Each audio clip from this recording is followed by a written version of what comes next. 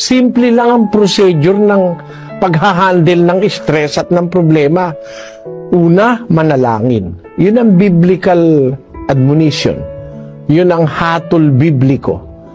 Pagdating problema, una, manalangin ka. Tapos, ipagtiwala mo sa Diyos, bahala ka na po, Panginoon. Hindi ko po yata ito kayang isolve. Parang wala po akong maisip na pambayad sa aking mga utang.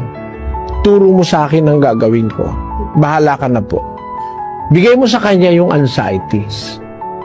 Sapagkat, ipinagmamalasakit niya kayo, ang sabi ng kasulatan. Nais ka sa iyong burden. Knowing that there is somebody powerful and big enough and greater than all your problems. Mas malaki ang Diyos kaysa sa lahat ng problema ng tao. He is greater than the greatest problem of humanity. Kaya niyang isolve yan. Personally, He will attend to your problem. Pare, hindi kayo maniwala, pero nasa Biblia po yun. Kayo'y ipinagmamalasakit niya. Sinasabi yan ng dakilang apostol na si Pedro. At kung ipinagmamalasakit tayo ng Diyos,